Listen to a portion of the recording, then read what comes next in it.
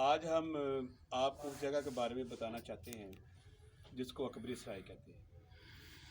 शहनशाह हिंद जलालुद्दीन मोहम्मद अकबर जब चूनिया शहर आया था आज से कोई 500 साल पहले राजा टूडरमल को लेने के लिए, और वो आगरा से 14 दिन में यहाँ पहुँचा था। उसकी याद में, उसके ठहराव के लिए इस जगह को बनाया गया, इसकी तमीर की गई, जिसको आज हम अकबरी सराय कहते हैं। ये पूरा नाजरीन एक कम्प्लेक्स है। इसकी 400 बुलंद फसील, उस पर बड़े बड़े बुर्ज और एक कुआं।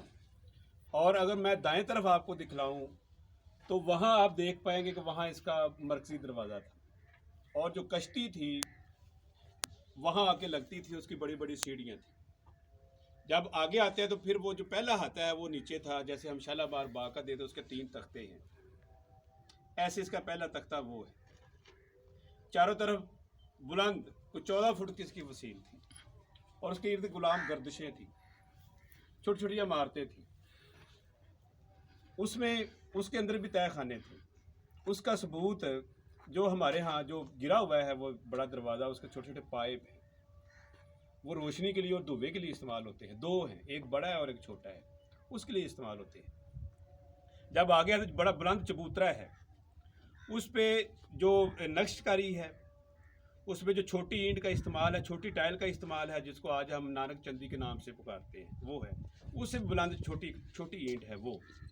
उसमें आप देखते हैं ये पत्थर है, और ये ब्लैक काले रंग का पत्थर है।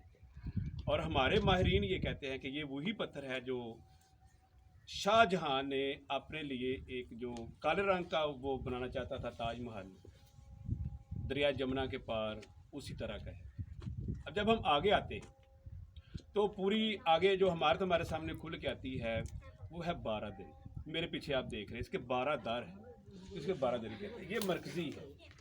इसमें जलालुद्दीन उनका नायब या वली है जो यहाँ आते थे, वो यहाँ बैठा करते थे। और ये बड़ा साइंटिफिक है। अगर आप देखें हवा की निकासी, इसकी रोशनी, इसकी मजबूती और इसका फर्श, और ऊपर इसके नक्शोनकार अगर हम आपको दिखा पाए तो इसके नक्शोनकार, उसके बेल, उसके बूटे, उसके उसके गुंचे, उसके शगुफे, इसके फूल और इसकी सफ़ेदी 500 साल गुजर जाने के बावजूद अभी तक कायम दायम है। और फिर आगे आई इस मरकजी जो इमारत है, इसके अंदर छोटी ईंट, और छोटी ईंट के अंदर चूने का इस्तेमाल, और फिर बजरी और चिप्स का इस्तेमाल, और फिर आप हैरान होंगे कि दाल मूंग का इस्तेमाल किया गया है। इसमें दाल माश का इस्तेमाल किया गया है। तो इस बात की अलामत है कि वो लोग कोई इतने अनपढ़ नहीं थे, साइंस के असूलों से और फिजिक्स केमिस्ट्री के असूलों से वाकिफ थे। ये इमारत जितनी बड़ी है, जितनी बुलंद है, इसकी बुनियादें भी हमें उतनी नीचे नज़र आती है। और ये मुगलिया ख़ानदान का ये तुर्रा इम्तियाज़ है। हालांकि इस तरफ, इसके चारों तरफ दरिया ब्यास बहता था, और आज भी उसके निशानात हैं। पानी ने मजाल है ज़रा बराबर भी इस पे को असर डाला हो।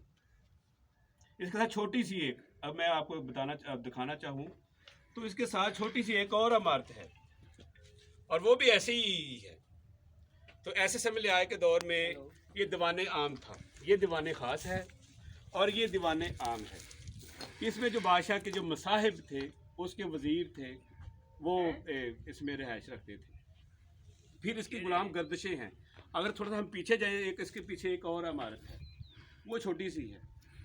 तो उसके अंदर भी जो गुलाम थे, जब बादशाह तालिब जाता था तो वो हाजिर हुआ करते थे। तो नाज़रीन, ये वो विरसा है जो हमारे पुरखों का है, जो हमारे बड़ों का है।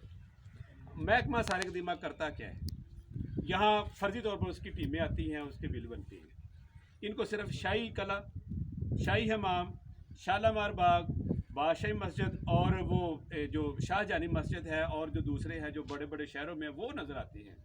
तो अगर आज हम इसको सही तौर पर अपना लें, हम इस पे तवज्जो दे लें, इस पे संजीदगी से गौर कर लें, यूनेस्को हमें आज भी फ़ंड देने के लिए तैयार है।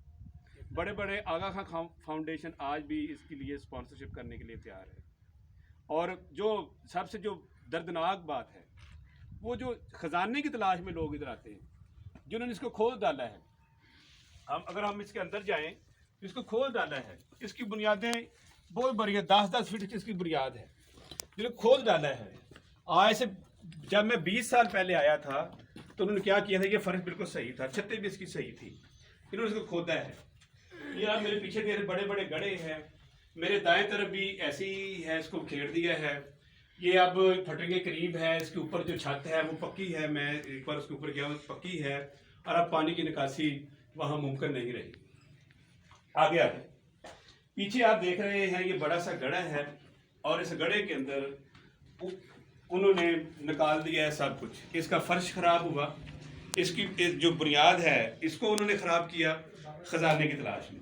अब हम इस इमारत से बाहर आ रहे हैं, तो देखें ज़रा मेरे बाएं तरफ एक छोटी सी इमारत, इसके ऊपर देख लें वो एक बोतल पड़ी हुई है, और ये वो लोग हैं जो बड़े मुफाद पर इसको नुकसान पहुँचाना चाहते हैं।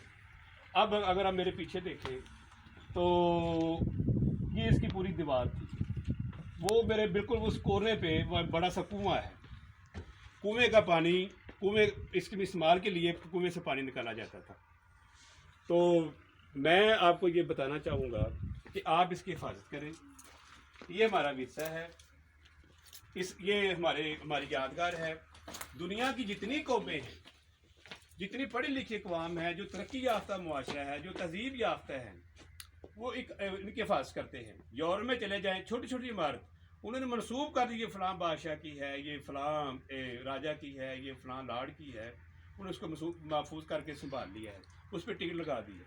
अगर आज भी हम इस पर थोड़ी सी तवज्जो कर लें, हम थोड़ा सा इस पर ध्यान कर लें, तो कोई वजह नहीं कि हम इसको आने वाली नस्ल के लिए महफूज कर सकें।